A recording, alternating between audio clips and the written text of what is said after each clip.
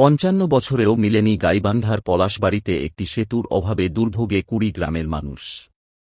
পলাশবাড়ি প্রতিনিধির তথ্য ও ভিডিও নিয়ে বিস্তারিত প্রতিবেদন। পলাশবাড়ি উপজেলার কিশোরবাড়ি ইউনিয়নের আমবাগান এলাকায় মৎস্য নদীর ওপর নেই সেতু। জাফর কিশোরগাড়িসহ ১৭ গ্রামের অন্তত ৩০,০০০ মানুষ ছোট একটি নৌকা দিয়ে পারাপার হচ্ছে। ঝুঁকি নিয়ে শিক্ষার্থী, কৃষকসহ নানা পেশার মানুষ চলাচল করছে।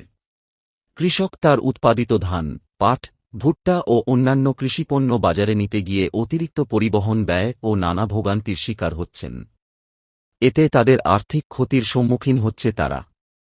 তবে স্থানীয়দের দাবি, দ্রুত সেতু বাস্তবায়ন করে এই এলাকার শিক্ষা, স্বাস্থ্য, কৃষিতে উন্নয়নের সাথে দীর্ঘদিনের কষ্ট লাঘব করবে সরকার। এই এলাকায় প্রতি শুক্রবার ও সোমবার কৃষিপণ্যের হাট বসে। নৌকা দিয়ে পারাপার হতে তাদের যেমন কষ্ট হয়, তেমনি গুনতে হয় অতিরিক্ত টাকা। শিক্ষার্থীরা সঠিক সময় বিদ্যালয়ে যেতে পারে না। যুদ্ধের ৭১-এর পর থেকে প্রায় ৫৫ বছর সব এমপিরা এসে কথা দিচ্ছে কাজ করে দেবে, কিন্তু কোন সরকার, কোন এমপি কোন পদক্ষেপ এ পর্যন্ত নেয়নি।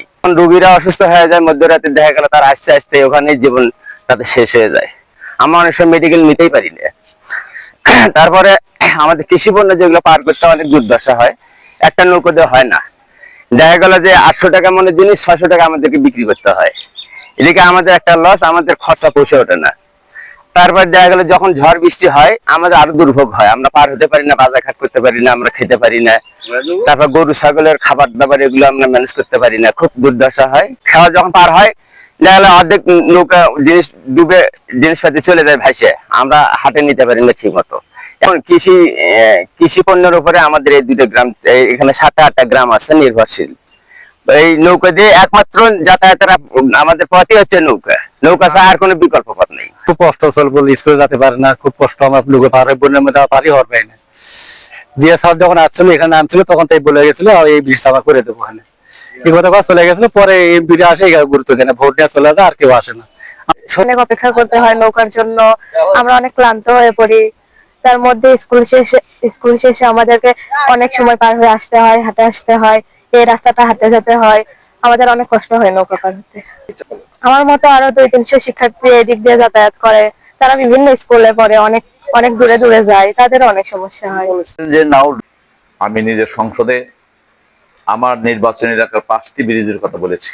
কেশরগাড়ি ইউনিয়নের ৩টি ব্রিজ, তার মধ্যে ঝাপর মঙ্গলেশ্বর আমবাগানের ব্রিজ। এরপরে আমি ডিও লেটার দিয়েছি সংশ্লিষ্ট আমি যে পিডি আছে, এই ব্রিজের পিডি, সেখানে আমি গিয়েছি কয়েকবার। তাদের কাছে আমি ফাইল দেখেছি, তারা তালিকাভুক্ত করেছে এবং এগুলি বিলগুলো একত্রিত করে উপস্থাপন করবে এখন মিটিংয়ে, তার প্রস্তুতি গ্রহণ করতেছে এবং জরিপ একবার করেছে তারা। আবার পুনরায় সল টেস্ট করার জন্য একটা কোম্পানিকে দায়িত্ব দেওয়া হয়েছে, তারা সল টেস্ট করবে। এরপরেই চূড়ান্ত পর্যায়ে ব্রিজটির কাজ শুরুর দিকে তারা অগ্রসর হবে।